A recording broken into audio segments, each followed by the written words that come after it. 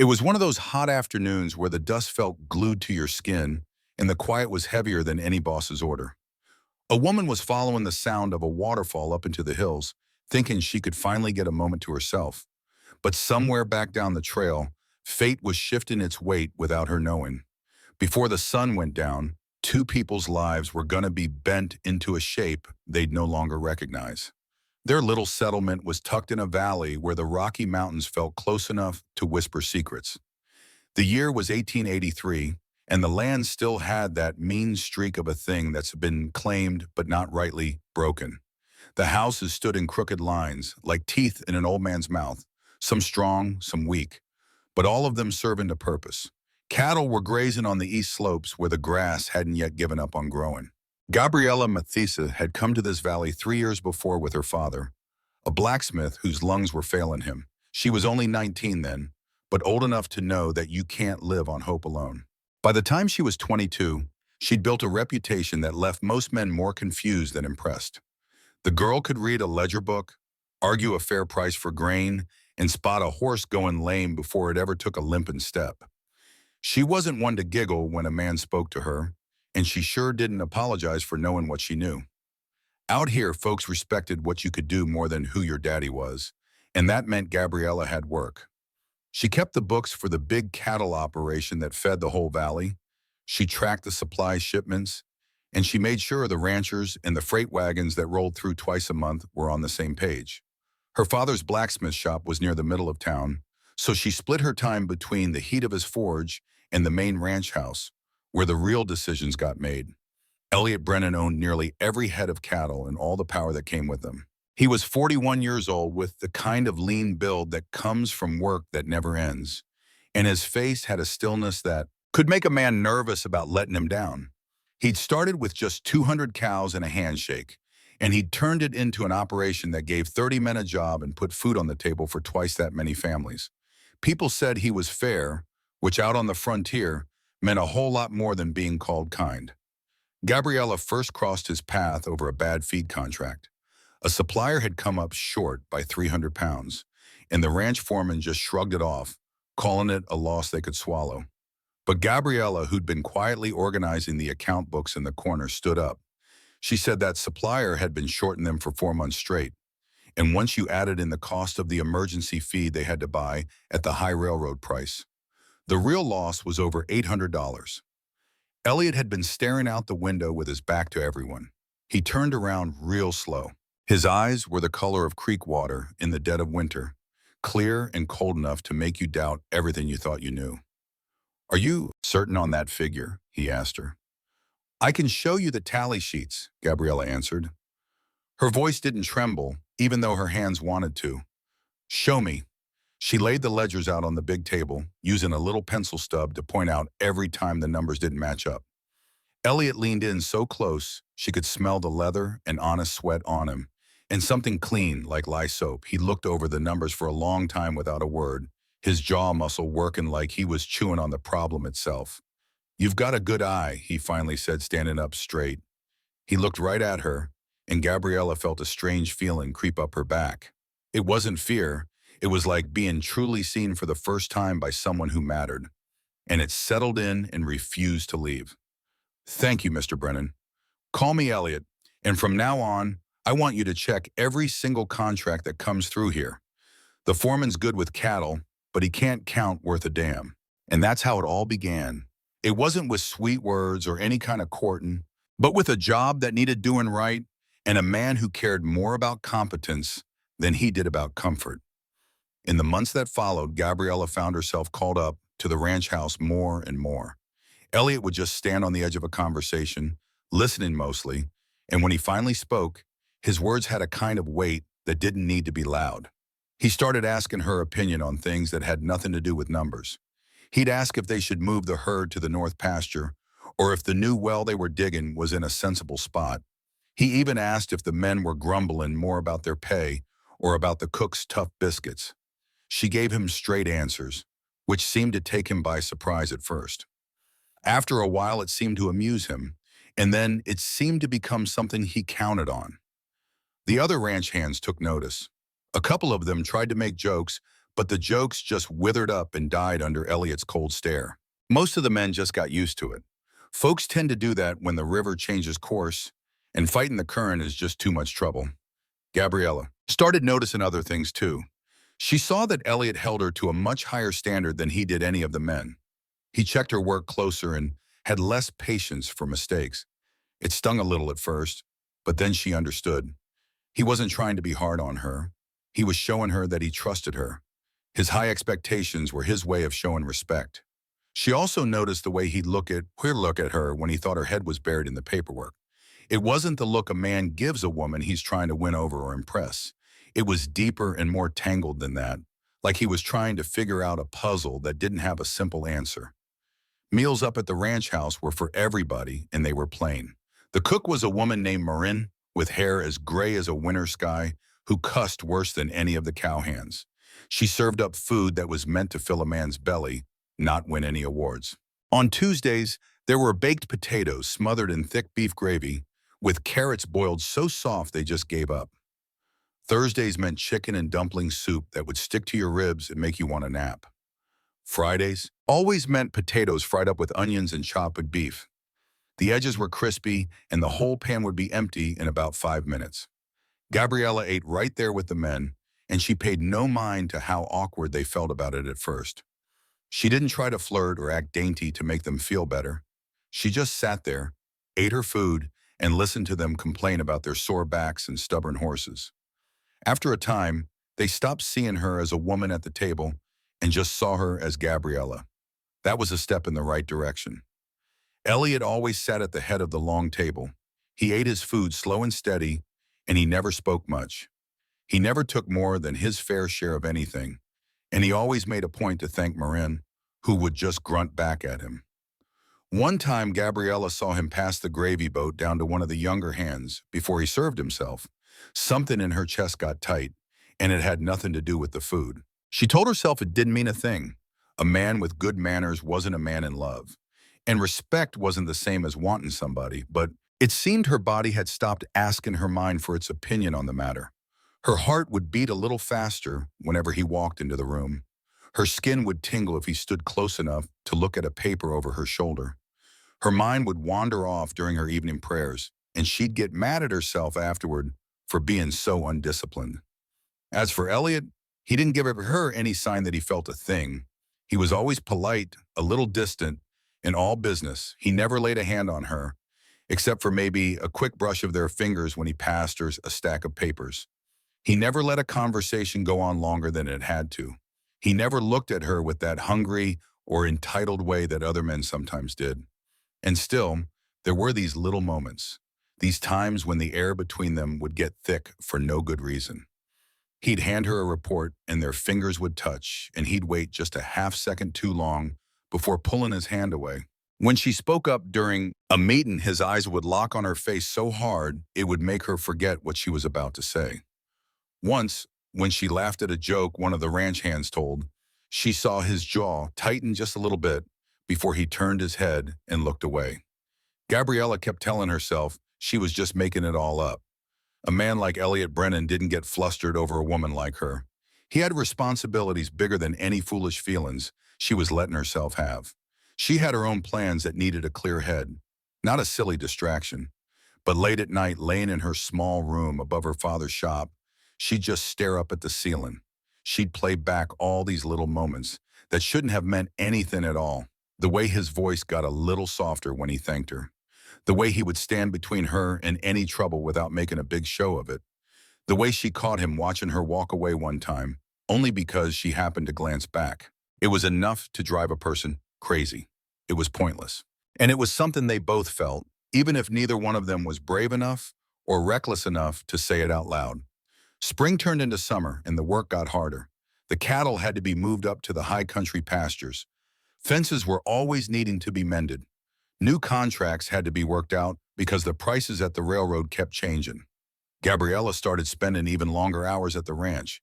She'd often be there after the sun went down, finishing up the supply counts or writing letters to the cattle buyers in Denver. Elliot was often there working alongside her, more than he probably needed to be. His company was quiet and steady, and he never gave a reason for it.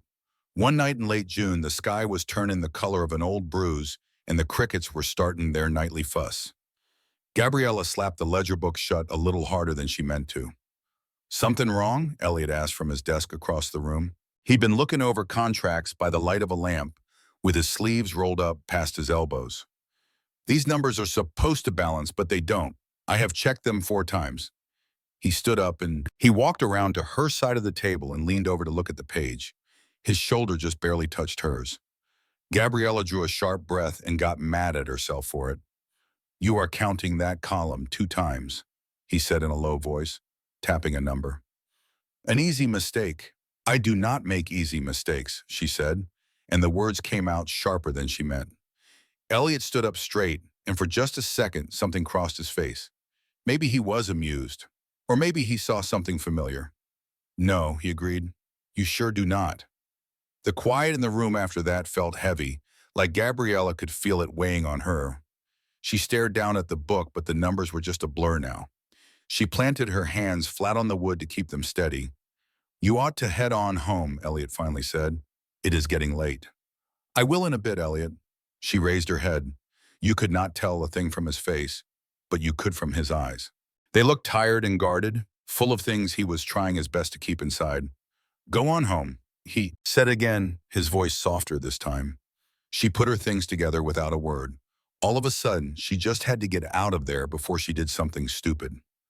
Like ask him why he watched her like that, or why he would stand so near but never lay a hand on her, or why him holding back felt like more than most men trying to get forward. Outside, the air smelled of dust and rain that was still a long way off. Gabriella walked fast, her boots making a crunching sound on the dry ground. Behind her, a warm light still shone from the ranch house window. She never looked back. If she had, she would have seen Elliot standing right in the doorway. He was watching her walk off into the night, looking like a man who just lost a fight with himself. July showed up with no kindness at all. The heat just sat on the valley, turning the grass to straw and making everyone's fuse a little shorter. Water holes that were full in the spring started to dry up. The cattle got anxious, crowding up by the creek beds and not wanting to go up to the high pastures where the grass was still good. Then trouble started with a rancher next door, a man named Carson Ashley, over who had rights to the water. Carson said Elliot's cows were dirtying up the stream they shared, making the water no good for him down the way. Elliot said Carson put up a dam he had no business building, and it was choking off the water to his land. The thing was, they were both right, and neither one was about to give an inch. Gabriella sat in Elliot's office for the first argument, trying to take notes. The two men just talked circles around each other, like a couple of stray dogs figuring out if they were going to fight. Carson was a younger man than Elliot. He was loud where Elliot was quiet, and he had that kind of sureness you see in a man who was given a spread instead of building one. "Your herd is too big for this valley," Carson said. He pointed a finger at the window like he could see the cattle right through the wall. "You are pushing them over on my land and thinking I am going to feed them." "Your land," Elliot said again, his voice real level. "You have been here 3 years. That stream has been shared for 20. Well, you should have put that down on paper." "I did not need to. A man's word used to be enough." "Maybe that is why you are having trouble now." You could feel the air in that room get tight. Gabriella looked from one to the other, her pencil just hanging in the air. Elliot's jaw was set hard, and he kept his hands flat on the desk, not moving a muscle. "Mr. Ashley," Gabriella said, surprising herself just as much as she surprised them. They both turned to look at her. "If I could say something, there is a surveyor coming next month for the new railroad line. We could probably hire him to measure the creek and mark the property lines for good. That way you would both have it in writing." Carson just blinked at her. Elliot did not say a word, but he seemed to ease up just a little. "That costs money," Carson grumbled. "It costs less than lawyers," Gabriella answered, "and a whole lot less than having your cattle die of thirst." Carson opened his mouth, then shut it. He gave a short nod, like he hated to do it. "Fine, but I want it on paper that we are splitting the cost for that surveyor." "Agreed," Elliot said. After Carson was gone, Elliot just sat there. He was staring at the door like he expected it to tell him what just went on. "That was a smart play," he said at last. It was the only thing to do, Gabriella said, fixing his words. The obvious thing is usually the only thing. After somebody points it out. He looked at her then, and the look on his face had something in it she could not put a name to. It might have been pride. It might have been something else, something a little more risky. She went back to her books, though her hand was not quite steady when she wrote. The days got even hotter. The work was all about beating the sun. You started before it came up, and you stopped when it went down. Gabriella was at the ranch house nearly every day, getting supplies lined up and keeping track of everything. While Elliot handled the hard work of shifting the herds and fixing the fences and troughs, the heat was trying to bust apart. One morning they rode out together to check a fence up on the north end of the property. Elliot always had 2 horses ready, his own gelding and a mare he called Clover. Clover put up with Gabriella's clumsy riding with a steady calm. The country rolled out in front of them. The grass was gold and moved like water in the breeze, under a sky so bright blue it made your eyes water. Gabriella was raised in towns, where the buildings got in the way of the view. Even after 3 years out here, all that wide open country still made her feel tiny and bold all at once. Elliot rode a little bit ahead of her, his hat was pulled down low, and his shoulders were relaxed. He looked, Gabriella thought, like he was a part of this place. It was a way most people never belong anywhere. It was like he grew right out of the ground here just for this. You are staring, Elliot said, and he did not even turn his head. Gabriella felt her face get hot. I was looking at the fence. The fence is over on your right. Well, I was looking at the land then. That is on your right too. She did not say anything back. She could have died right there. Elliot looked over his shoulder and the edge of his mouth pulled up just a bit. It was not a real smile, but it was close enough to make you want to scream. They got to the fence around noon. A few of the posts were rotten at the ground, and the wire was hanging low and loose. Elliot swung down from his horse and walked along the fence, giving each post a good kick. Gabriella stayed put on Clover. She was glad she did not have to find out how steady her own legs were. This needs replacing, Elliot said. The whole stretch of it. I will send some boys out tomorrow. Can it hold off until the surveyor comes? Just in case that line moves. He stopped and thought on it. Good point. We will just mark it and let it be. They ate their lunch under a big cottonwood tree that was standing out there all by itself. Elliot's cook, Morenecton, had given them some bread, hard cheese, and dried apples. They ate without talking. The only noise was the horses pulling up grass and the crows fussing way off somewhere. Gabriella watched Elliot out of the corner of her eye. He ate slow and steady, the same way he did everything. A little line of sweat ran down from his hair, and his shirt was covered in dust. He looked worn out. He looked older than his 41 years. He looked, she thought, and her stomach just fell away, like a man she could fall in love with. That idea scared her half to death. Loving someone meant they had to love you back, and she had no proof that the way Elliot kept his distance was anything more than just being polite. Maybe she was just useful to him, a good helper in a place where good helpers were hard to find. Maybe he was not holding back at all. Maybe it was just him not caring, all covered up with good manners. You are staring again, Elliot said, still eating. No, I am not, Gabriella shot back. She looked him right in the eye, daring him. What? He just held her gaze for a long time, and the air between them got heavy, like the air gets right before a big storm. Then he looked off, his jaw tight, like he was chewing on words he was not going to say. Nothing, he said at last. We ought to start back. The hills to the north of town climbed up slow and easy. They were covered in pine trees and scrub oak that got thicker the higher you went. Gabriella had heard the ranch hands talk about a waterfall hole they said was up in the high country. It only ran sometimes, was hard to get to, and they talked about it like it was just something strange to see, not a place you would actually go. They said it was where the melted snow came together and spilled over the rocks. The way they told it, it sounded like something special, almost like a church. She left before the sun was up, and she did not tell a soul. Her father was still sleeping, and he was breathing a little better in the cool air of the morning. The whole town was quiet, with a sky still full of stars above it. Gabriella put the saddle on Clover herself, wrapped up some bread and cheese in a piece of cloth, and rode north while the sky started to get light in the east. The path was not much of a path at all, used more by deer and the occasional nosy ranch hand. The path twisted through groves of pine that made the air smell sharp and clean, and then it would crest a ridge, showing the whole valley laid out below like a roadmap to a life that was not hers. Gabriella never once looked over her shoulder. She kept her gaze fixed ahead, chasing a sound she could feel more than hear, a promise in the distance. She found it before noon. The waterfall was not huge, maybe 20 feet from top to bottom, but the pool it fed was so clear she could count every single stone on the bottom, each one as smooth and pale as a hen's egg. Green ferns crowded the water's edge, and wildflowers she had no name for grew in yellow and white bunches on the rocks. The air was cooler in this hidden spot, tucked away by cliffs that rose up on three sides, like they were built just to keep the world out. Gabriella swung down from her horse and just stood by the pool. She listened to the steady pour of the water, a sound that filled up the quiet without making a fuss. There were no voices, no thud of horse hooves, no sign that another soul had ever been there.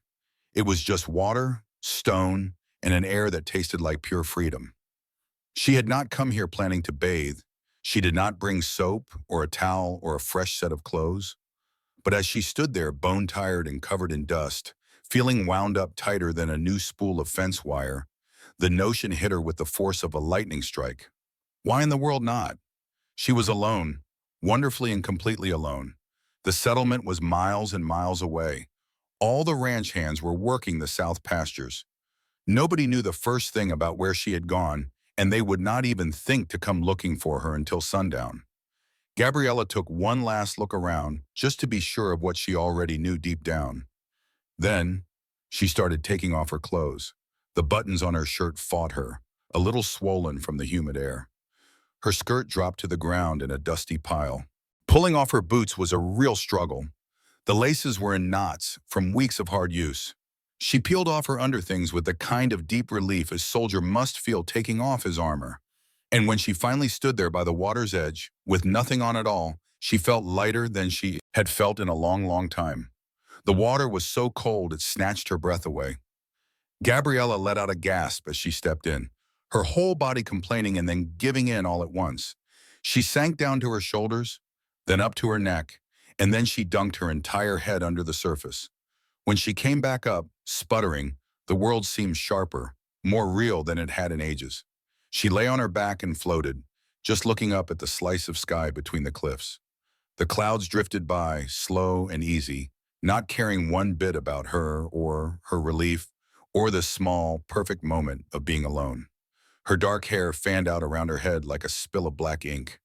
Her skin tingled from the cold and from the wild feeling of being so completely open and unguarded.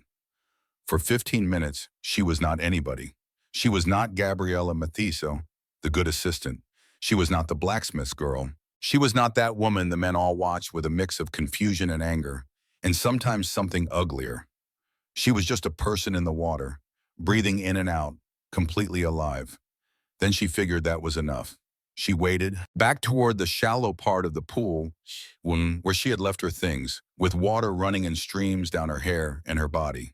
The sun had moved just enough to warm the flat rocks. She stepped out of the water, which made a little puddle at her feet, and she reached for her chemise. Matisse, the voice that spoke her name, came from right behind her. It was quiet, strained, and it was without a doubt Elliot's. Gabriella froze solid. Her mind went completely blank. Her hands, which were halfway to her clothes, just stopped in midair. The breath hitched in her chest so hard it ached. For one crazy second, she told herself she had made it up, that her tired mind had just pulled his voice out of thin air. Then he spoke again. "I'm sorry, I didn't." His words tumbled out, fast and all wrong, and without any of his usual calm control. "I'll go. I am going. Gabriella's body suddenly came back to life. She snatched her chemise and clutched it to her chest with both hands, trying to cover herself while her heart pounded like it was trying to bust right out of her. She did not turn around. She could not make herself turn around. Her face burned with a shame so hot it felt like a bad fever. "You'll turn around?"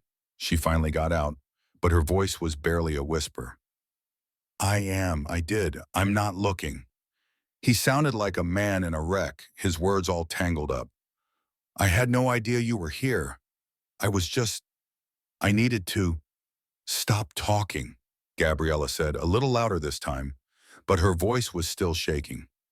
Just be quiet. A heavy silence fell between them, with only the sound of the waterfall and the rough, shaky breaths of two people who had forgotten how. Gabriella's thoughts were spinning in circles, going nowhere. How long had he been standing there watching? What all had he seen? Everything her own mind answered for her, not trying to be helpful. He saw everything. Her hands were trembling so bad she almost dropped the thin piece of cloth. She pressed it even harder against herself, as if the fabric could somehow undo what was already done. She heard Elliot shift his feet behind her, the sound of his boots scraping on the stone. Then he spoke again, his voice quieter and more steady now, but with a raw edge she had never in her life heard from him before. I came up here to think, he said, to get my head straight. I swear I had no idea anybody else even knew about this place. He stopped for a second. I should have hollered or something. Or I should have just turned right around. I did turn around. I swear to God, I did. Gabriella did not say a word. Her throat felt tight, like it was full of words that were too big to get out. I'm leaving now, Elliot went on. I'll head back the same way I came up. You do not have to worry about. He stopped, like he could not find a single word that would make any of this better. I am sorry. She heard him start to walk away, the sound of his boots grating on the rocks as he left. And then, going against every bit of common sense she had, Gabriella spoke up. Wait! The sound of his footsteps stopped cold. She did not know why she said it. She did not know what she wanted from him or what could possibly happen next that would not just make things 1,000 times worse. But the idea of him just walking away, of this whole thing ending without another word, of them both having to pretend tomorrow that none of it ever happened, that felt like something she just could not bear. Don't go, she said, her back still to him, her knuckles white from clutching the chemise. Not just yet. Gabriella. The way he said her name sounded like a warning. You need to put your clothes on, and I need to get out of here before this hole gets any deeper. It cannot get any deeper, she said, and a sound that was almost a laugh tried to fight its way out of her. It sounded broken. It is already as bad as it can possibly get. No, it's not. Trust me on that. Why? The question came out sharper than she meant it to. Why can it get worse? There was another pause, and this one was longer. Gabriella could feel his presence behind her. She could feel the distance between them, like it was a solid thing pressing on her back. Because, Elliot said at last, his voice all rough, if I do not leave this very second, I am going to say some things that I can never take back. Gabriella's heart was hammering in her ears. A drop of water ran from her hair and all the way down her spine. The chemise was stuck to her damp skin, a useless, flimsy shield. Then say them, she whispered. No, Elliot said. I can't. The words came out fast and hard, like something inside him was breaking. I cannot, because I am your boss. Because you are young and smart, and you have a whole future that does not need me making it complicated. Because every man in that town already looks at you sideways, and if a single one of them knew. He cut himself off. She heard him drag in a breath that sounded like it pained him. I just can't. Gabriella's chest felt tight. The shame was still burning in her cheeks, but something else was starting to rise up underneath it. Something hot and a little bit reckless. You think I do not know all of that, she said. You think I have not told myself those exact same things every single day for months? Silence. Turn around, she said. Gabriella, I am covered. Turn around. She heard him hesitate. Then she heard the slow scrape of his boots as he finally turned to face her. Gabriella made herself do the same, still clutching the chemise, her hair dripping wet, her legs bare from the knees down. Elliot stood about 20 feet away, blocking the path back, holding his hat in his hands. He looked like a man who had been struck by lightning and was still trying to decide if he was alive or dead. His face was red, his jaw was set hard, and his eyes met hers with a look so intense it made her legs feel weak. I saw you, he said, his voice quiet, and I cannot unsee it. I cannot pretend that I did not. And I cannot, he stopped, swallowing hard. I cannot pretend that I am sorry, not completely. Gabriella's breath caught in her throat. You should be. I know this is awful for you. I know that. I will never. I cannot. She just shook her head, unable to find the words. You were not supposed to be here. Neither were you, his voice got even lower. But you were, and you looked. He stopped himself again, his jaw tightening. I am not saying it. I am not going to make this worse. Say it, Gabriella said, and she was surprised at how bold she sounded. No. Why not? Because once I get started talking, he met her eyes, and the pure, raw honesty in them stole the rest of her breath. I will not be able to stop. And you deserve better than to hear all this while you are standing there half-clothed and feeling cornered. You deserve better than me. Maybe I am the one who gets to decide what I deserve, Gabriella said. A look of something like pain flickered across Elliot's face. Maybe so, but not today. Not like this. He turned his hat over and over in his hands, staring down at it like he was hoping to find an answer there. Get dressed. Go on home. Tomorrow we will act like this never happened. I cannot pretend. Then we will just be professional. We will go right back to the way things were. We cannot do that either, Gabriella said. And as the words came out, she knew they were the truest things she had ever said. You know we cannot. Elliot looked at her for a long, quiet moment, and she could not read his face at all.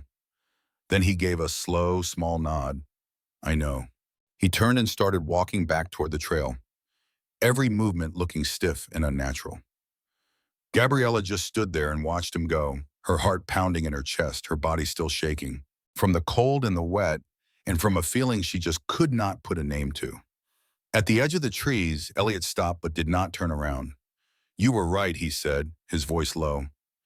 It cannot get any worse, because everything has already changed. With that, he walked into the pines. He left Gabriella standing there by the water, feeling exposed in a way that had nothing to do with her skin. Her legs just gave out, and she sank onto the cool rocks. Her camise slipped a little, but she did not even notice. She just stared at the waterfall as it poured itself into the pool below, endless and unconcerned. Nothing was ever going to be the same. She knew it like she knew the sun would come up in the morning. Whatever line they had drawn, whatever professional space they tried to keep, it all shattered the second he saw her and did not look away. The shame of it all still burned deep inside her. But underneath that shame, something else was quietly and surely taking root. It felt an awful lot like hope. Gabriella did not ride back to the settlement until well after dark had fallen. She let Clover take her own time, walking slowly while her own mind raced in circles she could not seem to stop. The moon was full and bright in the sky, making the land look silver and strange. She finally made it to her father's shop and found a note stuck in the doorframe. It was Elliot's handwriting, tidy and simple. It said, I need to speak with you tomorrow morning, please. She balled up the piece of paper and went inside without giving an answer. Sleep was a long way off. She just lay in her bed, watching the shadows dance on the ceiling. She played every single moment by the waterfall over and over in her head. The surprise of hearing his voice, the terrible feeling of being seen, and the way his eyes had locked with hers, holding something too raw to be called professional. I cannot pretend I am not sorry. Not entirely. What in the world did he mean by that? Did it mean he wanted her? That he did not regret a thing? Was the distance she thought was indifference really just him trying to protect himself? Her thoughts spun and spun until she finally fell into an exhausted sleep just as the sun was coming up. She woke up to the sound of knocking on the door. It was a steady and careful knock, the kind that was not going to stop until someone answered. Gabriella got dressed in a hurry, splashed some cold water on her face, and went down the stairs. Her father was still asleep, his breathing calm for once. She opened the door. Elliot was standing on the step. He held his hat in his hands and looked like he had not slept a wink either. His eyes were red, and he had the shadow of a beard on his jaw. He opened his mouth to speak, but then closed it. He tried again. Can we talk? Gabriella glanced back toward her father's room. Not in here. He is sleeping. The ranch office, he suggested. Too many folks around, she replied. Elliot nodded his head slowly. There is a supply shed behind the main barn. Nobody ever goes in there this early. It was a terribly improper thing to do. Gabriella knew it. Meeting a man alone in a hidden building, especially after what happened yesterday, broke every rule she had ever been taught. Lead the way, she said. They walked through the quiet settlement without a word. The sun had just started to climb, and only a few people were up and about. Nobody paid them any mind. Nobody called out to them. It seemed the world had bigger things to worry about than the two of them coming apart at the seams. The supply shed smelled of leather and dry hay and old wood. Beams of sunlight cut through the cracks in the walls, painting golden stripes on the dusty floor. Elliot shut the door after they were inside. He stood there by the door, looking uncomfortable, as if he wanted to keep his escape route clear. Gabriella folded her arms across her chest. You wanted to talk. I have no idea where to start. You might as well try the beginning. Elliot let out a long, slow breath. The beginning was 2 years ago. I knew you were smarter than most of the men I hired the day you corrected the grain numbers. Gabriella had not seen that coming. She let her arms relax just a little. That is not. Let me finish, he said. His voice was soft but had a firmness to it. I told myself it was just respect, a professional kind of appreciation. You were capable and you were efficient, and I needed that in my business. But that was not all it was.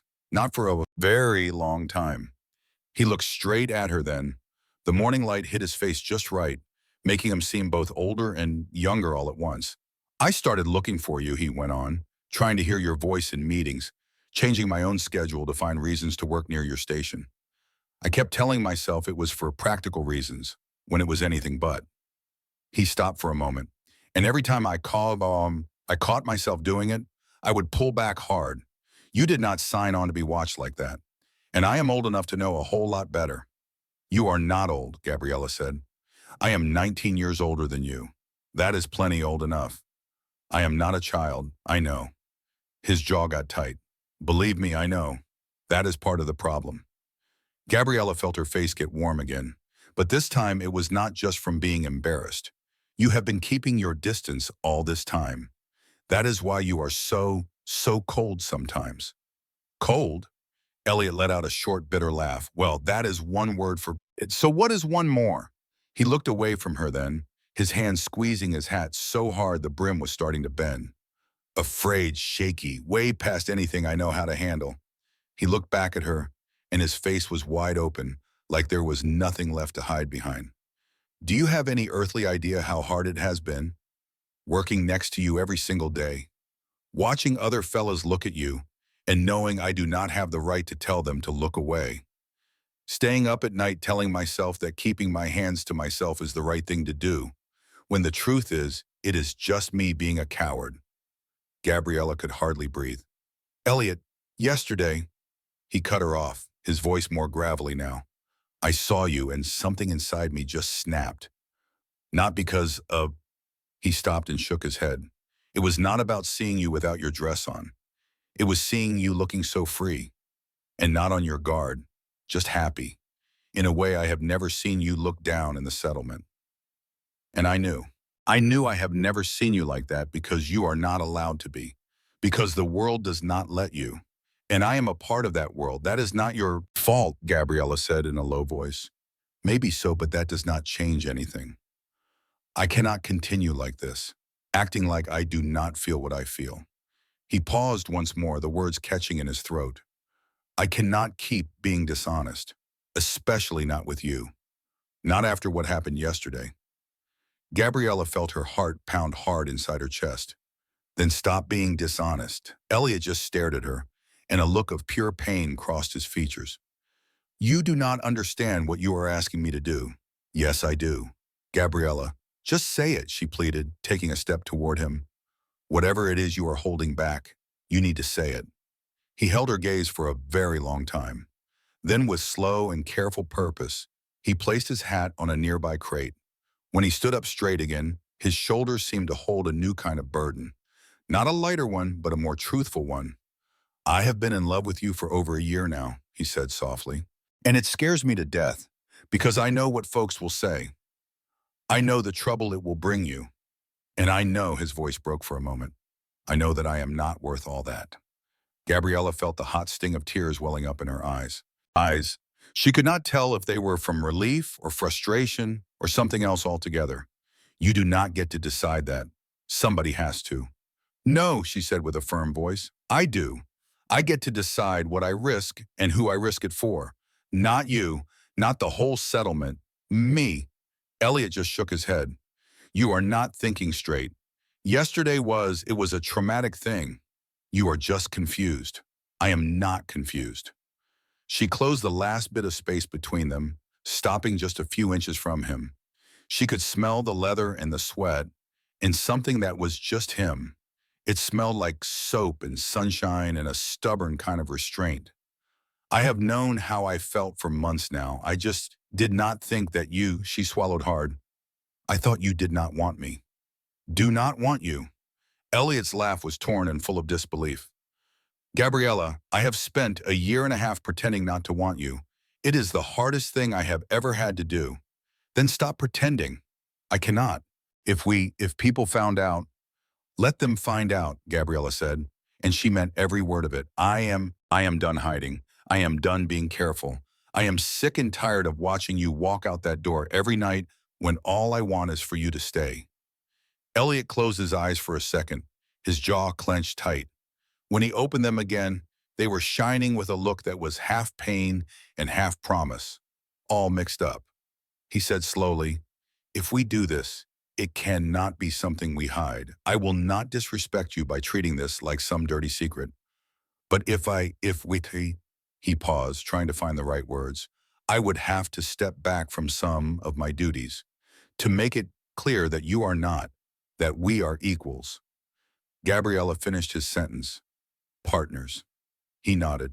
Yes. She reached out and took his hand. His fingers closed around hers right away, feeling tight and warm and shaking just a little. Then do it, she said. Step back. Change whatever you need to. I do not care what it takes. I just care that you stop running away from this. Elliot looked down at their hands, held together like they were either a miracle or a disaster. Maybe they were both. Then he slowly lifted his other hand and cupped her face with a gentleness that made her heart ache. I am going to kiss you now, he said in a low voice. And if you want me to stay, you tell me. Right away. I will not. You might. I will not.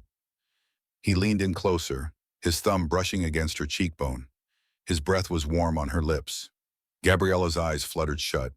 The kiss was gentle at first, almost like he was unsure, as if he was still waiting for her to push him away. But when she leaned into him, her free hand grabbing his shirt, something changed. The kiss grew deeper, no longer careful, but desperate. It was like two people who had been holding their breath for far too long and were finally coming up for air. Gabriella felt his arm wrap around her waist, pulling her in tight. She felt his control crack and then reshape into something that was both wilder and more focused. She felt for the very first time in her life like she had been truly chosen. As the morning sun started to shine through the cracks in the walls, it cast warm lines of light across their skin. Elliot's eyes met hers with an intensity that made her heart beat faster. His fingers traced the line of her jaw, a touch so light it sent a shiver all the way through her, waking up every part of her body. She answered by pressing herself against him, her body fitting perfectly to his, the warmth between them growing in the quiet barn. He led her backward until she was leaning against a stack of hay bales. His hands were steady but firm as they moved over the curves he had only ever dreamed about. Gabriella arched into his touch, her breath catching in soft gasps. He slowly removed her layers of clothing with care. His mouth followed where his hands had been, tasting the salt on her skin and pulling soft sighs from her that filled the small space. She wound her hands into his hair, pulling him closer. Her legs parted on their own as he settled between them, their bodies finding a rhythm that came from a need they had both held back for so long. The connection went deeper. His body joined with hers with a slow, steady pressure that filled her completely.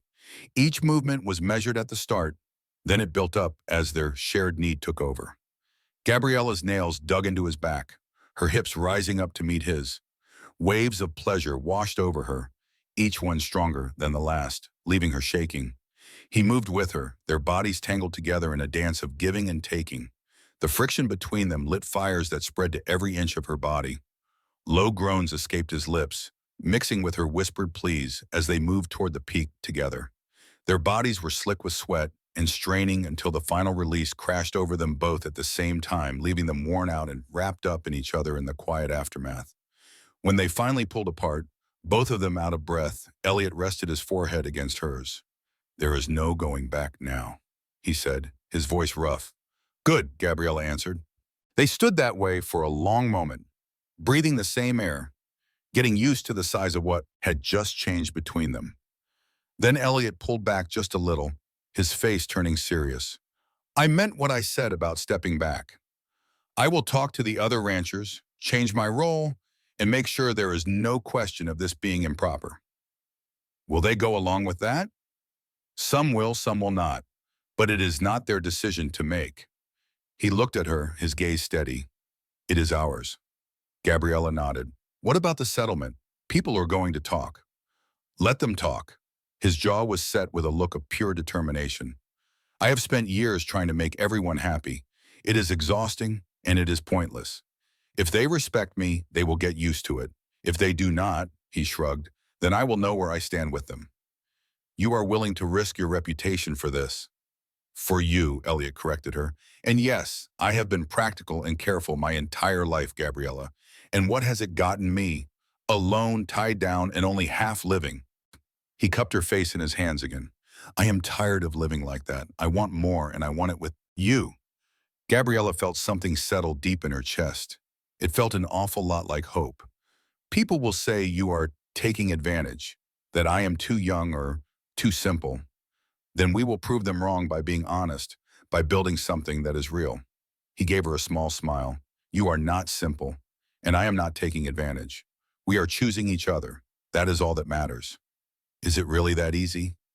"No," Elliot admitted. "It is going to be complicated and uncomfortable, and people will judge us. But the other choice, pretending this does not exist, that is worse."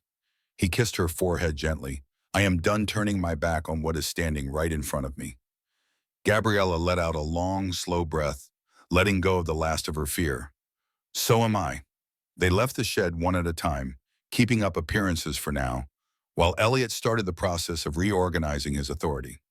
Over the next few days, he met with the other ranchers and important people in the settlement, explaining his choice to step down from some of his leadership duties. He also put a written agreement in place that made her authority and her independence clear for everyone to see. Some folks took it with grace, but others grumbled about it being improper and a sign of poor judgment. Elliot faced both kinds of reactions with that same quiet calm he brought to everything. He made it perfectly clear just by his steady presence that the matter was not up for discussion. Gabriella kept on with her work, holding her head high even when the whispers followed her around the settlement. A few of the women offered her small, cautious smiles. Most of them just stared, trying to figure out if she was a brave woman or a foolish one. She decided she did not much care what they chose to believe. 3 weeks after their talk in the shed, Elliot asked her to marry him. He did it with no big show, just standing there in the ranch office after everyone else had gone home for the night. "I want to do this the right way," he said, "not hiding it, not rushing it, but doing it deliberately and honestly." "Yes," Gabriella said before he could even get the whole question out. Elliot blinked. "I have not. You were going to ask me to marry you." And the answer is yes. A slow smile spread across his face. It was the kind she had only seen a few times before, unguarded and truly happy.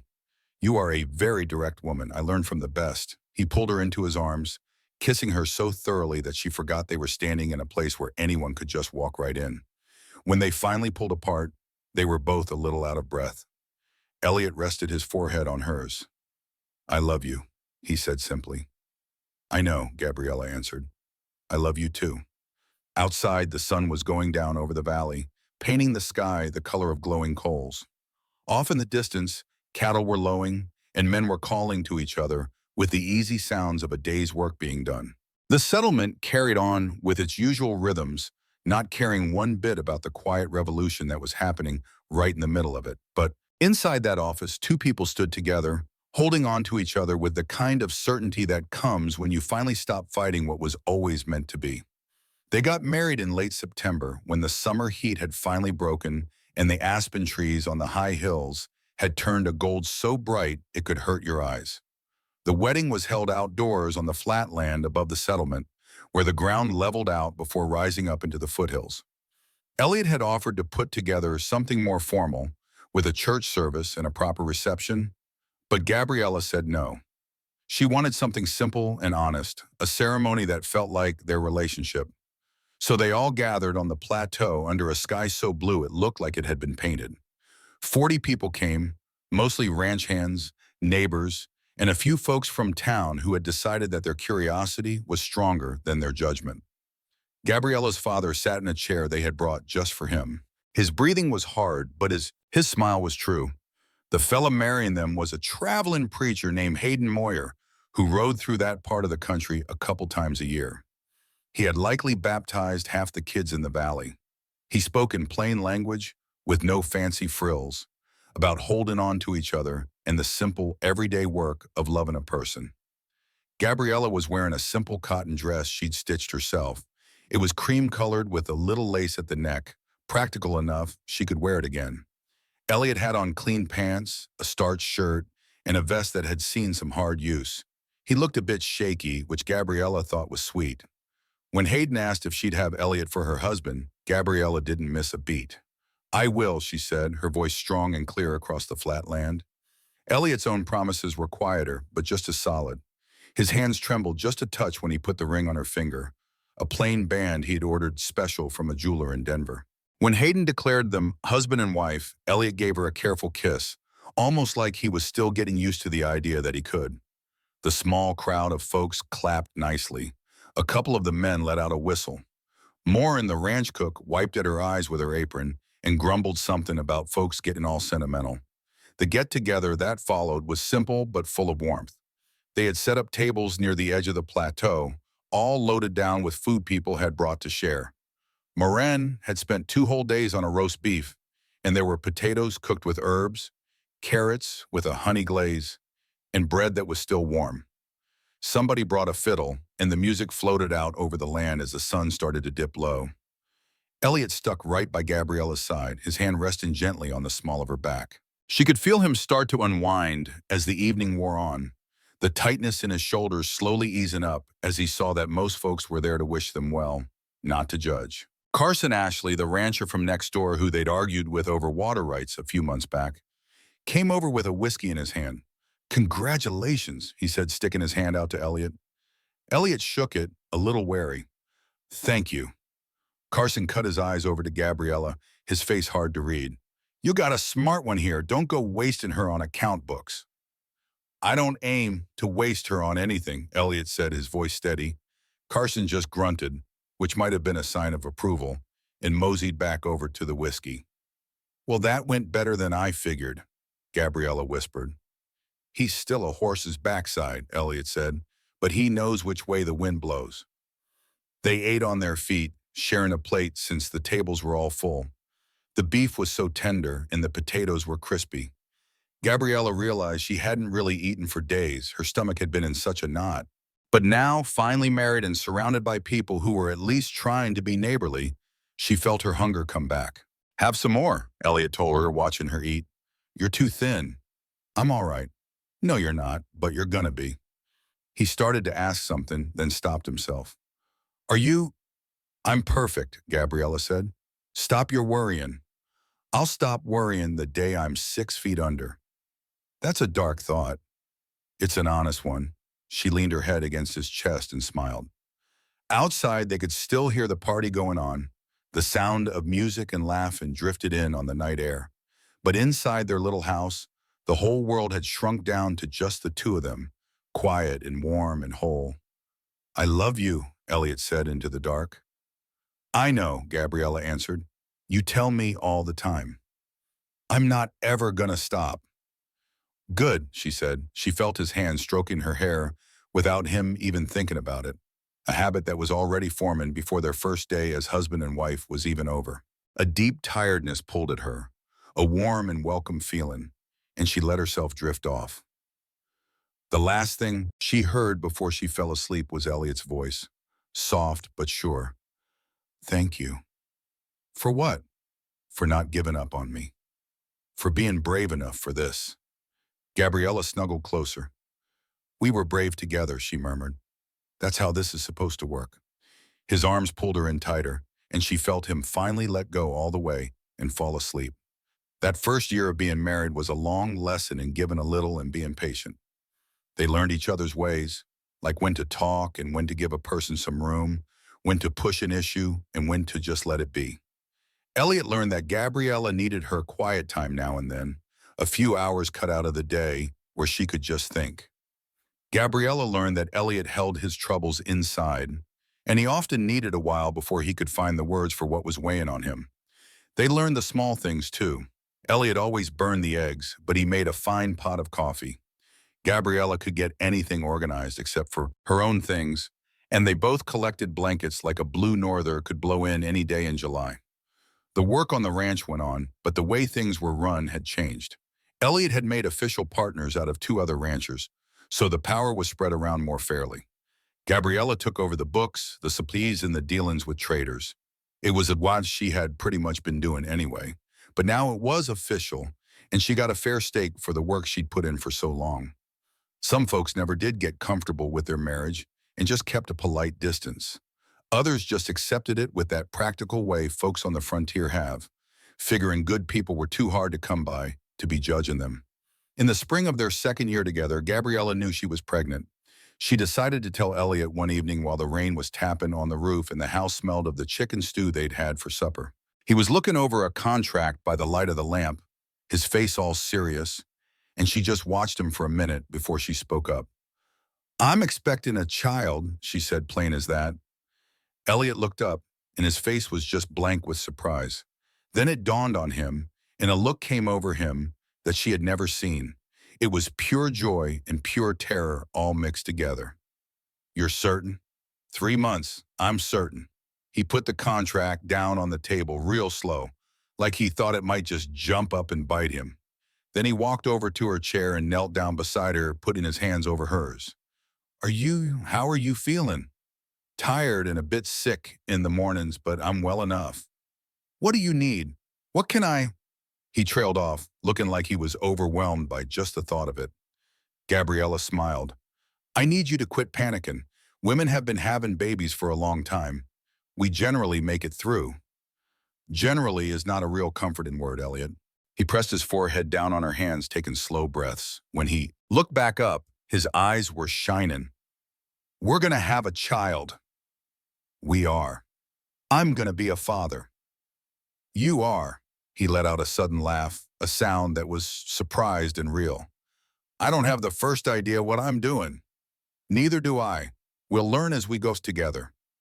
The pregnancy went along without any trouble, which the midwife told them was the best way.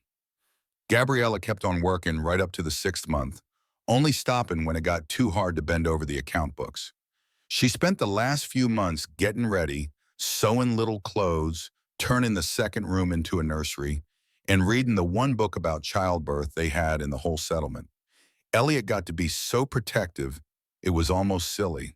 He hovered around trying to help with things she could still do just fine on her own, and he'd check on her so much that Gabriella finally had to forbid him from being in the house in the middle of the day.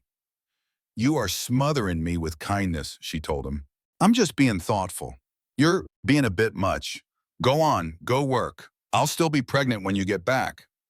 He went, but you could tell he didn't want to, and he always came back earlier than he needed to. Their daughter was born in late October, right when the first real cold spell of the fall hit. The birth was a long one, almost 20 hours, and it was harder than Gabriella had figured. Elliot spent most of that time wearing a path in the floor outside, after the midwife kicked him out of the bedroom, saying that men just got in the way.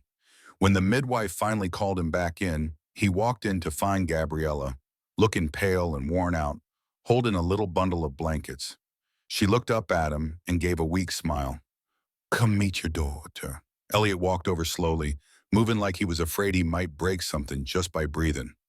He looked down at that tiny face, all red and wrinkled and somehow perfect, and his tough composure just fell apart. His voice broke. She's so little. Most babies are. Is she supposed to be this little? Yes, Elliot. He reached out and touched one of her tiny hands with his finger, and the baby's little fingers wrapped right around it. Gabriella just watched her husband, this strong, steady, capable man, come completely undone by 10 tiny fingers in a grip that had no thought behind it at all. What should we name her? He asked. They'd talked about names for months and never settled on one. But now, looking at their daughter, Gabriella knew. Ariana, she said. Ariana Brennan. Elliot said the name back to himself, soft-like, trying it out. Then he nodded. Ariana. The first months of being parents were just a blur of sleepless nights, constant feedings, and that strange feeling of adjusting to being in charge of something so helpless. Elliot took to being a father with the same focus he gave everything else. He learned how to change diapers, warm bottles, and quiet a crying baby with a kind of patience Gabriella never knew he had in him. They took turns getting up in the night, stumbling around the dark house to see to Ariana's needs. Sometimes Gabriella would wake up and Elliot would already be up, standing by the cradle in the nursery, just watching their daughter sleep. "You're gonna wear yourself out," she said one night, coming to stand beside him. "I can't help it. I just keep thinking of all the ways things could go wrong." "They won't." "You don't know that." "No," Gabriella admitted. "I don't. But worrying about it won't stop it either. All we can do is love her and keep her safe and pray that's enough." Elliot looked over at her, then back down at Ariana. "When did you get so wise?" "Right about the same time you got so sentimental," she teased back. He gave a small smile and put his arm around her shoulders. They stood there together, just watching their daughter breathe, that little steady rhythm that had become the anchor for their whole world. As Ariana grew, the house started to fill up with new sounds, with laughter and baby talk and the thump of little feet learning to walk. She was a serious little girl who watched everything with Elliot's own careful eyes, intense focus, and Gabriella's stubborn will. By the time she was 2 years old, she had an opinion on just about everything and knew enough words to express about 10% of them. The ranch kept on doing well. Elliot's partnership idea worked out great, spreading out the risk in the work in a way that let them grow. They bought more land, made the herd bigger, and set up a steady business with buyers as far away as Chicago. Gabriella went back to work little by little, handling the money from home while Ariana took her naps. The setup was not perfect, but it worked, and she found she was happy balancing her two jobs as a mother and a partner. When Ariana was 3, Gabriella got pregnant again. This pregnancy was easier, as if her body had learned what to do. Their son was born in the spring, smaller than Ariana had been, but healthy and with a good loud creak. They named him Flynn. Elliot, who was now an old hand at being a father, he handled the second baby with a whole lot more know-how and a lot less fuss. The man could change a diaper using just one hand while holding a bottle with the other. That was a skill that made even the toughest ranch hands raise an eyebrow, and they were men who had seen him wrestle steers. Flynn was not like Ariana at all. He laughed easy, grabbed for everything in sight, and slept like a rock. He made less of a ruckus in the house and charmed just about everyone. Ariana watched him with a good deal of suspicion before she finally decided he could stay. "He is little," she declared after giving her brother a long, hard look. "But I will teach him what he needs to know." "And what are you going to teach him?" Gabriella asked.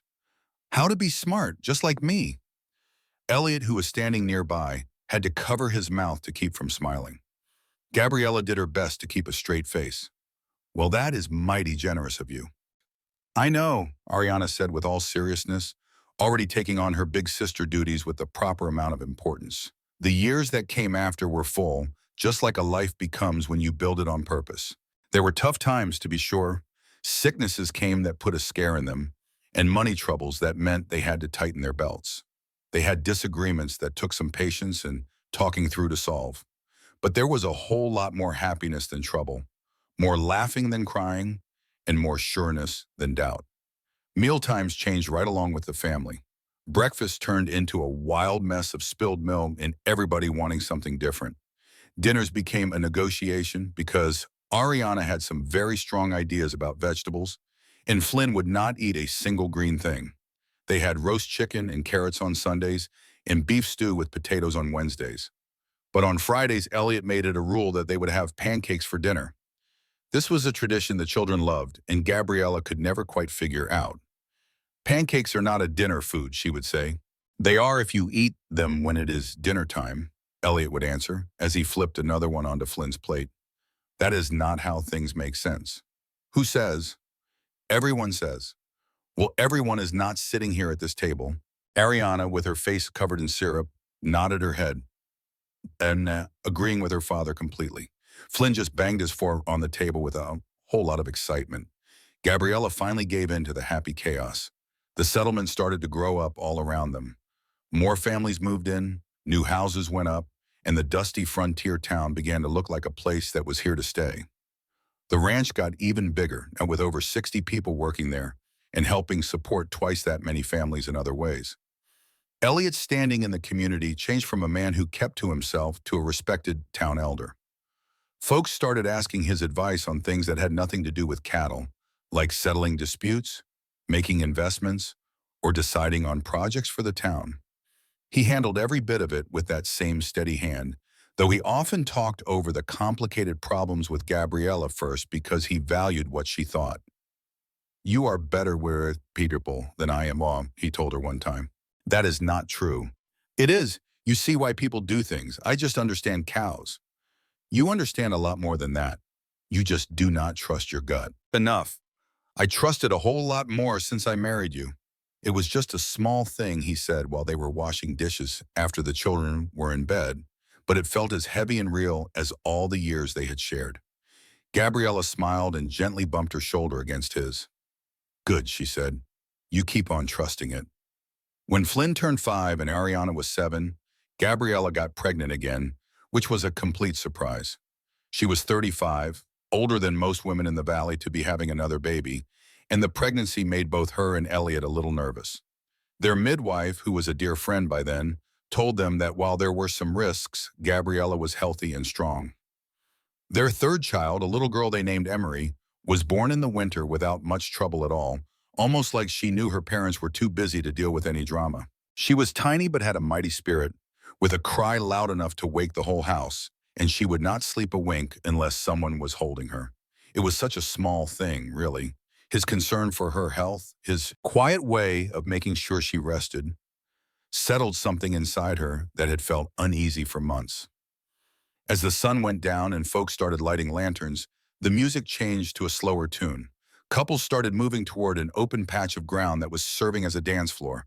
Elliot looked over at Gabriella with a question in his eyes. I am not much of a dancer, he warned her. Neither am I. Well then, we will be awful together. She laughed and let him guide her out toward the other dancers. His hands found her waist, and she put hers on his shoulders. They moved together in a way that was more like swaying with a purpose than actual dancing. He held her with care, as if he was still a little surprised that he was allowed to touch her in front of everybody.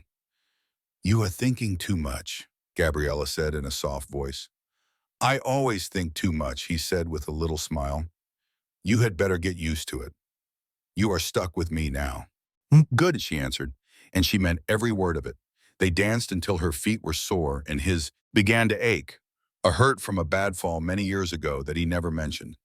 They soon slipped away from the gathering, walking without hurry to the little house Elliot had fixed up on the edge of his land. It was a simple place. It had just 2 rooms, a kitchen, and a bedroom with a window that faced east to the mountains, but it belonged to them, and it was clean and quiet and ready. Once inside, Elliot lit a lamp. Gabriella lingered near the doorway, feeling a sudden shyness. This was her home now. This man was her husband. The idea felt both strange and wonderful deep inside her. Elliot turned to look at her, and he read her hesitation with a knowing that she was already used to. We do not have to, he began to say. I want to, Gabriella said, cutting him off.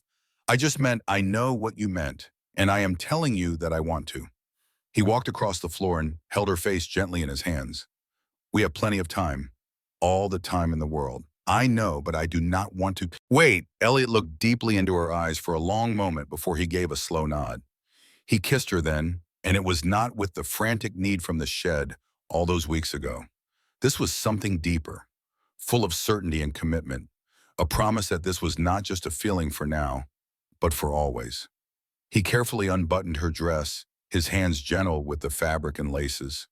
When she was standing in front of him for the second time with no clothes on, there was no feeling of shame, no hesitation, only complete trust. She then undressed him, discovering the map of his body, the scars left by hard work, the lines drawn by a life spent in the sun, and the surprising softness of his skin over his strong muscles. He was an older man shaped by time and labor, and she thought every single mark on him was beautiful. They went to the bed, and what came next was a little clumsy, but it was tender and very real. There was some laughter when their elbows bumped, and they whispered soft words of guidance to one another. It was not like the grand passion you read about in books. It was much better because it was real and honest, and it belonged only to them. Afterward, they lay there wrapped up together, their breathing falling into the same rhythm, the sweat cooling on their skin. Gabriella put her head on Elliot's chest, and she could hear his heartbeat begin to slow down. "She has your stubborn streak," Elliot said as he walked the floor with Emery at 3 in the morning. "She has your fire," Gabriella answered from the bed, feeling too worn out to even move. "Well, God help us both then." Ariana and Flynn got used to their new sister, each in their own way. Ariana, who was now old enough to be a true help, took her new job very seriously, helping with feeding the baby and keeping her happy. Flynn treated Emery with a polite lack of interest, as he was much more wrapped up in his own games than in the new baby. The house, which had once been so quiet, was now always filled with the sounds of children, with their needs and their questions, and with the warm and messy life that makes a family. Elliot, who had lived by himself for most of his years, was getting used to a life where he was never alone again. A surprising grace. He taught the children how to sit a horse, how to read the story the dirt tells you, and how to know by the clouds what the day would bring. Gabriella, she taught them their numbers and their letters. She showed them how to make sense of the written word and how to think a problem through from start to finish. Together, they raised a family on a foundation of hard work and love, built one day at a time just by being there. The years rolled on. The kids grew up and moved on. The ranch did right well for itself. Life found its own rhythm, the kind you do not question, like this was the place they were always headed. Gabriella was 53 years old when she and Elliot rode back to that waterfall. Life had been a whirlwind for a long time, and with the children finally out on their own, things were settling down. The ranch ran on habits they had built slow and steady over the years. But one afternoon, when a rare quiet fell over the house, Elliot suggested they take a ride up north. Gabriella knew exactly where he meant before the words were even out. The trail had not changed in any way that counted. The pines still held tight to the hillsides. The air still got a little cooler as they climbed, and that sound of falling water still found them long before the place came into view. The waterfall spilled into the pool below, steady as ever. The old rocks, smooth under their boots, did not seem to care they were there. Green ferns clung to the stone like an old memory that refused to let go. They swung down from their saddles and just stood there next to each other. "Ain't it something," Elliot said, his voice low, "to think this place looks the same as it ever did?" "But we sure don't," Gabriella said, looking down at their hands clasped together.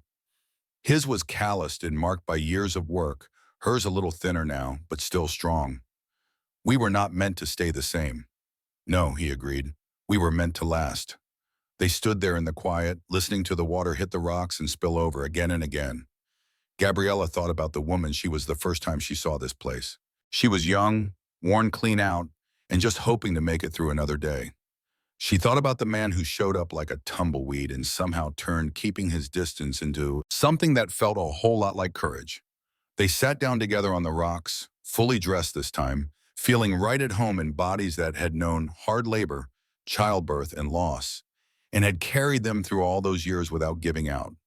The memory of that first day felt a long way off. It was not painful, and it was not embarrassing. It was just true. It was not perfect or easy, but it was real.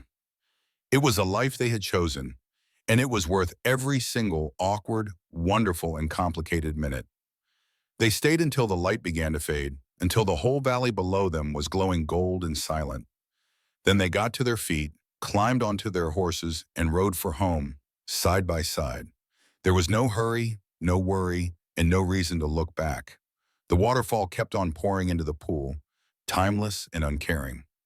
But for them, it had been the start of something that was built to last.